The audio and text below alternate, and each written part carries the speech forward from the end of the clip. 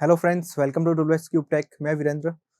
Freelance writing क्या होती है, फ्रीलांस राइटिंग कैसे शुरू करें और अच्छे क्लाइंट्स कैसे लेके आएं जिससे आपको अच्छे प्रोजेक्ट्स मिले और उस पर काम करने को मौका मिले। तो फ्रीलांस राइटिंग होती क्या, पहले हम थोड़ा सा एक लाइन में देख लेते हैं कि ब्रीफ में देख लेते हैं कि फ्रीलांस राइटिंग क्या होती है। फ्रीलांस राइटिंग में एक्चुअली ये होता है कि आप फ्रीली वर्क कर रहे होते हैं, आपके पास किसी कहीं पे फुल टाइम जॉब नहीं कर रहे हैं। तो आपको जो क्लाइंट्स वगैरह प्रोजेक्ट्स वगैरह उन पे आप जब चाहें उस हिसाब से काम कर सकते हैं। अपनी फ्लेक्सिबल स्केड्यूल होता है, फ्लेक्सिबल वर्क कल्चर होता है आपका, और खुद के बॉस होते हैं। तो कुछ बेनिफिट्स देखते हैं पहले कि फ्रीलांस राइटिंग के बेनिफिट्स क्या क्या हैं। तो फर्स्ट बेनिफिट ये कि डाइवर्स रेंज ऑफ प्रोजेक्ट्स करने को आपको मिलते हैं। फॉर एग्जाम्पल, आपकी 2-3 निश आपने पिक कर रखे हैं कि मैं इन निश पे वर्क करना चाहता हूँ, तो उस इजीली उस हिसाब से आप क्लाइंट्स को फाइंड कर सकते हैं और उन पे वेरिड कंटेंट लिखने का आपको इजीली मौका मिल जाता है। Then work anywhere. अब जब जहाँ चाहे वर्क कर सकते हैं। आप चाहते हैं घर पे काम करूँ मैं, तो घर से काम करूँ। आप चाहते हैं कि मैं कैफे में जाके काम करना चाहता हूँ, वहाँ वहाँ कर सकते हैं। कहीं वैकेशन पे गए हैं तो वहाँ पे भी आप अपना लैपटॉप साथ में लेके जाके वहाँ पे भी थोड़ा बहुत अपना टाइम निकाल के काम कर सकते हैं। देन फ्लेक्सिबल स्केड्यूल होता है आपका। आपको कहीं 9 टू 5 या 9 टू 6 कहीं जॉब करने की इसमें ऐसा नहीं है कि आपको 9 टू 6 ही बैठना है। फॉर एग्जाम्पल, आप फ्लेक्सिबल हैं कि मैं नाइट में काम करना चाहता हूँ 3 आवर्स के लिए, तो तब वहाँ कर सकते हैं। कभी आपको दिन में टाइम मिला तो आपने दिन में काम कर लिया। अगर कभी ये टाइम आपको नहीं मिल पाता है तो आप उसको डिले करके आपको नाइट में शिफ्ट करके उसको कवर कर सकते हैं। तो आपका स्केड्यूल आपके ऊपर है कि आप कैसे टाइम को मैनेज करते हैं। Then work life balance. आप अपने वर्क लाइफ को बैलेंस कर सकते हैं इजीली इसमें, क्योंकि समझ कि आपको फॉर एग्जांपल कहीं बाहर जाना है, कभी इवेंट में कोई ओकेजन में इवेंट अटेंड करना है, तो आप इजीली कर सकते हैं। और विदाउट आपको ऐसा नहीं कि आपको कोई लीव लेनी पड़ेगी ऑफिस से। आप अपने स्केड्यूल को उस हिसाब से एडजस्ट कर सकते हैं कि मैं वर्किंग आवर्स को उस टाइम कर लूँगा या फिर अपना काम उस टाइम कर लूँगा, और बाकी जो आपको जो दूसरी चीज़ें करनी है अपनी लाइफ में वो इजीली आप कर सकते हैं। Then be your own boss. मतलब आप खुद के बॉस होते हैं, आपको कोई मैनेज नहीं कर रहा होता, आप खुद अपने मैनेजर हैं, खुद अपने बॉस हैं, अपने हिसाब से काम करेंगे। किसी का ऑर्डर को फॉलो करने की आपको रिक्वायरमेंट नहीं होती यहाँ पर। Then free to say no to work. For example, कोई क्लाइंट्स है जिनका प्रोजेक्ट्स आपको अच्छा लग रहा है लेकिन उनकी रेट्स अच्छी नहीं है, तो आप उसको मना कर सकते हैं। और किसी को कोई रेट अच्छी दे रहा है लेकिन उसके प्रोजेक्ट्स आपसे आपके निश रिलेटेड नहीं है या फिर आपके पास टाइम नहीं है उसको करने का, तो आप उसको इजीली मना कर सकते हैं। आपको इसमें कोई कोई रुकावट वगैरह नहीं आती है। Then you determine your own salary. मतलब आपकी जो सैलरी वो आपके ऊपर है। आप कैसे क्लाइंट्स पिक करते हैं और कितने प्रोजेक्ट्स लेते हैं, उस हिसाब से आपकी सैलरी डिटरमाइन। फॉर एग्जांपल, आप दिन में 12-13 घंटे काम कर सकते हैं, तो उस हिसाब से प्रोजेक्ट ले सकते हैं, उस हिसाब से आपकी सैलरी डिटरमाइन हो जाती है। देन सेकंड, प्रोजेक्ट्स कैसे ले रहे हैं आप। चाहे फ्रीलांस राइटिंग में आपने कोई कोई टॉप साइट्स होती है वहाँ से प्रोजेक्ट लिए या फिर किसी नेटवर्किंग के थ्रू प्रोजेक्ट्स लिए, तो आप रेट डिसाइड कर सकते हैं और उस हिसाब से आपकी सैलरी डिटरमाइन होती है। देन आपको जब फ्रीलांस राइटिंग स्टार्ट करते हैं करियर में, अपना करियर कंटेंट राइटिंग में आप डिसाइड कर लिया कि कंटेंट राइटिंग में freelance as a freelancer work करना है मुझे, तो क्या क्या चीज़ें आपको पहले से पता होनी चाहिए। ऐसा नहीं होता कि एज ए फ्रेशर आपने कुछ आपको बेसिक सा नॉलेज है और आपने सीधा फ्रीलांसिंग स्टार्ट कर दी, तो बहुत सारे चैलेंजेस आएंगे आपको और कॉन्सिक्वेंसेज इसके बहुत अलग अलग हो सकते हैं। तो पहले ये चीज़ें इनमें से आपको स्टेप बाय स्टेप फॉलो करनी है। तो पहले तो क्या करना है, आपको फैमिलियर बनना है जो कंटेंट राइटिंग की स्किल्स और टूल्स है। आपको पहले पता करना है कि स्किल्स में जैसे कंटेंट राइटिंग में अलग-अलग तरह के कंटेंट होते हैं। फॉर एग्जांपल, आर्टिकल राइटिंग होती है और ब्लॉगिंग होती है, वेब पेजेस के कंटेंट होते हैं, अलग होते हैं, और कॉपी राइटिंग होती है, टेक्निकल राइटिंग होती है। इन चीज़ों को आपको पता करना है कि कौन-कौन सी स्किल की रिक्वायरमेंट है कंटेंट के अंदर भी। देन दूसरा, टूल्स पता होना चाहिए। फॉर एग्जांपल, आपको ग्रामरली जैसे टूल्स हैं जिसको कि आपको एडिटिंग, प्रूफ रीडिंग और राइटिंग में हेल्प करते हैं। हेमिंगवे जैसे टूल्स हैं, और जो प्लेजरिज्म चेक करने के लिए टूल्स आते हैं, तो उनका आपको पता होना चाहिए। कंटेंट राइटिंग में ये मस्ट हैव टूल्स हैं।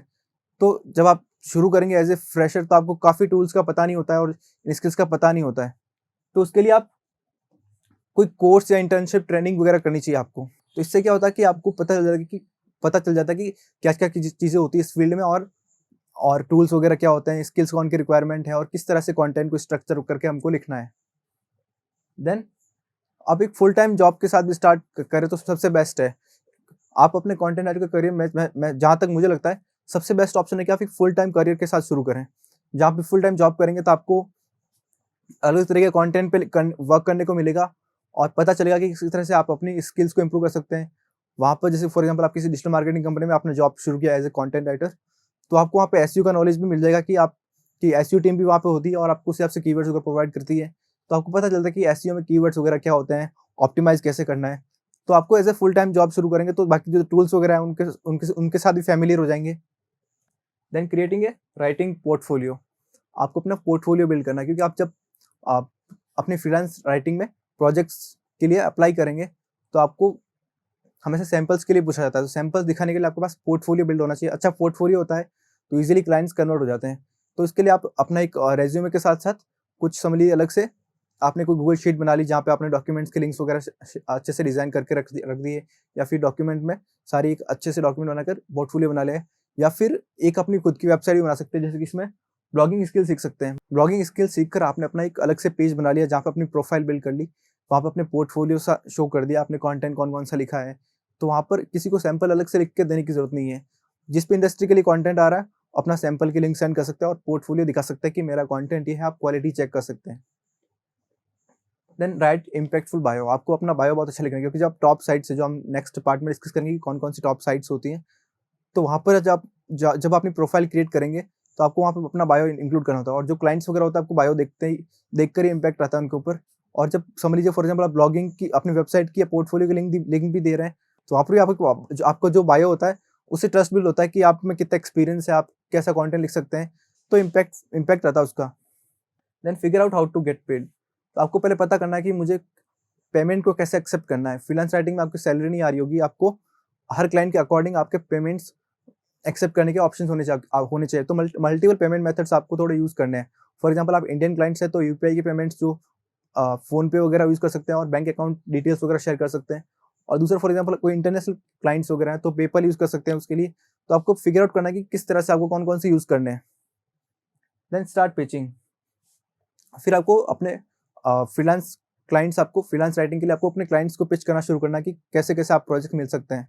देन नेटवर्किंग बहुत बड़ा रोल प्ले करता है फ्रीलांस राइटिंग में। जब कोई भी फील्ड में आप काम करते हैं तो नेटवर्किंग का बहुत बड़ा रोल होता है, क्योंकि रेफरेंस क्लाइंट्स वगैरह जो मिलते हैं आपको, वो नेटवर्किंग के थ्रू ही मिलते हैं। प्लस आप कहीं जहाँ मिलते हैं, जैसे फॉर एग्जांपल आपने कहीं वर्कशॉप वगैरह अटेंड की, इवेंट्स अटेंड किए, आपने अपने लोगों से मिलना शुरू किया, उनको बताया कि मैं as a content writer work करता हूँ और इन प्रोजेक्ट्स पे वर्क करने का एक्सपीरियंस है, और कभी उनको रिक्वायरमेंट हुई या फिर उनके किसी फ्रेंड्स वगैरह या फिर कोई सर्कल में किसी को रिक्वायरमेंट हुई, तो आपको रेफर कर सकते हैं और आपको अच्छे से प्रोजेक्ट्स मिल सकते हैं।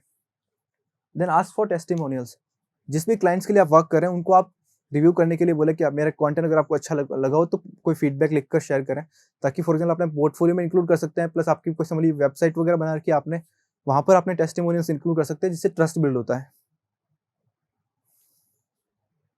देन कुछ टॉप साइट्स हैं जो जहाँ से आपको फ्रीलांस के प्रोजेक्ट अच्छे मिल सकते हैं। तो अपवर्क और फ्रीलांसर तो आपने सुने होंगे, क्योंकि ये टॉप साइट्स हैं 2।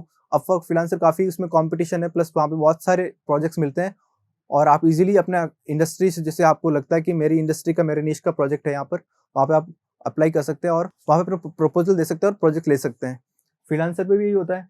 और कुछ और साइट्स है अच्छी, जैसे फ्लेक्स जॉब है, प्रो ब्लॉगर है, बिहेंस है, और लिंक्डइन भी एक प्रोफेशनल नेटवर्क है जहाँ पे जॉब्स का सेक्शन है। वहाँ पर आप किसी ने अगर वैकेंसी डाल रखी हो फ्रीलांस कंटेंट राइटर की, वहाँ पे आप अप्लाई कर सकते हैं और प्रोजेक्ट्स ले सकते हैं। दूसरा लिंक्डइन पे क्या होता है कि आप कुछ प्रोफेशनल नेटवर्क बना सकते हैं अपना, जैसे कंटेंट राइटर्स और हैं उनसे भी जुड़ गए, वो क्या कर रहे हैं उनका थोड़ा आपने आइडिया लिया, प्लस ऐसे जो प्रोफेशनल्स हैं उनसे जुड़ गए जो कि हमेशा कुछ ना कुछ रिक्वायरमेंट वगैरह शेयर करते रहे कंटेंट राइटिंग से रिलेटेड, तो वहाँ पे आपको प्रोजेक्ट्स मिलने के चांसेस और ज़्यादा है। सोशल मीडिया पे लोग ये देखते हैं कि फेसबुक पे भी ऐसे बहुत सारे ग्रुप्स हैं जहाँ पर आपको कंटेंट राइटिंग के प्रोजेक्ट्स मिलते हैं, लेकिन वो ग्रुप्स काफ़ी कुछ रिलायबल नहीं होते, उसमें वहाँ पे दिक्कत होती है क्योंकि प्रोफेशनल नेटवर्क नहीं है वहाँ पर। वहाँ पर कोई भी अपनी रिक्वायरमेंट शेयर कर देता है, तो या तो फिर आपको कम पेमेंट वाले क्लाइंट्स मिलते हैं, या फिर कुछ ऐसे क्लाइंट्स मिल जाते हैं जो फ्रॉड होते हैं या फिर आपको पे नहीं करते बाद में। तो आपको बेटर है कि ये कुछ प्रोफेशनल नेटवर्क्स है जो टॉप साइट्स वगैरह हैं, वहाँ से आपको प्रोजेक्ट्स लेने चाहिए। देन आपको ये चीज़ हमेशा ध्यान रखनी पड़ेगी, क्योंकि जब आप फ्रीलांस कंटेंट राइटिंग में अपना करियर शुरू करेंगे, तो राइटिंग के अलावा भी आपकी कुछ रिस्पॉन्सिबिलिटी हो जाएगी। जब फुल टाइम जॉब करते हैं तो बाकी रिस्पॉन्सिबिलिटीज़ होती है वो अभी कंपनी की या फिर दूसरे टीममेट्स वगैरह होते हैं उनकी भी होती है। लेकिन जब खुद काम कर रहे होंगे तो सारे काम को खुद को करने पड़ेंगे। फॉर एग्जांपल आपको प्रूफ रीडिंग एंड एडिटिंग खुद करनी पड़ेगी। जब फॉर एग्जांपल आप कहीं पर as a new content writer join कर रहे हैं तो एडिटिंग आपके सीनियर्स वगैरह होते हैं वो कर रहे होते हैं। लेकिन जब आप खुद करेंगे तो आपको हमेशा अपना कंटेंट प्रूफ रीड या एडिट खुद को करना पड़ेगा। देन मार्केटिंग या नेटवर्किंग का काम आपको खुद को करना है। अपने आप को कैसे दिखाना है, लोगों को मार्केट कैसे करना है खुद को, वो चीज़ आपके ऊपर है। नेटवर्किंग जो करनी है क्लाइंट्स के लिए वो आपको खुद को करनी है। देन अपने स्किल्स को, क्राफ्ट को कैसे इंप्रूव करना है वो आपके ऊपर है। देन इनवॉइसिंग वगैरह, टैक्सेस वगैरह, आप जो क्लाइंट्स के प्रोजेक्ट कर दिया आपने, उनको इनवॉइस भेजेंगे कि आपका मंथली इतना हो गया है बजट या फिर आपके इतने चार्जेस हैं, तो आपको इनवॉइस खुद क्रिएट करनी है। कोई फाइनेंस टीम आपके पास नहीं है, तो ये चीज़ भी आपको खुद को हैंडल करनी है। टैक्सेस वगैरह मैनेजमेंट वगैरह कैसे करते हैं, टीडीएस वगैरह ये सब चीज़ें आपको खुद को मैनेज करनी है। देन जो मेन पार्ट है क्लाइंट्स फाइंड करना, क्लाइंट्स वगैरह फाइंड कैसे करने हैं, वो आपको सेल्स पर्सन वाला काम भी आपको खुद को करना पड़ेगा। तो फ्रीलांस राइटिंग के बहुत सारे बेनिफिट्स हैं, लेकिन उसके कुछ चैलेंजेस भी हैं। अगर आप ये चैलेंजेस को एक्सेप्ट करने के लिए रेडी हैं, तो आप फ्रीलांस राइटिंग में अपना करियर शुरू कर सकते हैं। और जो टॉप साइट्स वगैरह, जो टिप्स वगैरह हैं, इनको जरूर फॉलो करना चाहिए आपको, क्योंकि जब फ्रीलांस राइटिंग में शुरू करते हैं तो आपको जो इसमें मैंने दिखाई थी ऊपर टिप्स, कि आपको पहले फुल टाइम जॉब करना चाहिए, ट्रेनिंग कोर्स वगैरह, टूल्स वगैरह से फैमिलियर होना, ये चीज़ें आपको पहले सीख लेनी चाहिए, ताकि जब क्लाइंट्स वगैरह मिले तो आप उनको अच्छे से उनको सेटिस्फैक्ट्री कंटेंट या सेटिस्फैक्ट्री सर्विसेज प्रोवाइड करा पाएँ। प्लस दूसरी, जो लास्ट में ये देखे थे कि आपको और कौन-कौन से काम करने पड़ेंगे, उन काम को भी आपको थोड़ा सीख लेना चाहिए, कि आपको मल्टीपल पेमेंट मेथड्स वगैरह आपको रेडी रखने हैं, अपनी पेमेंट एक्सेप्ट करने के लिए, इनवॉइसिंग कैसे करनी है, ये चीज़ें पहले से पता होनी चाहिए। ऐसा नहीं हो कि जब इनवॉइस करने का टाइम हो, आपको पता ही नहीं चल रहा कि इनवॉइस कैसे बनानी है, इनवॉइस कैसे सेंड करनी है। तो इस हिसाब से आपको एक फ्रीलांस कंटेंट राइटिंग में अपना करियर शुरू कर सकते हैं और अच्छे क्लाइंट्स फाइंड कर सकते हैं। Thank you.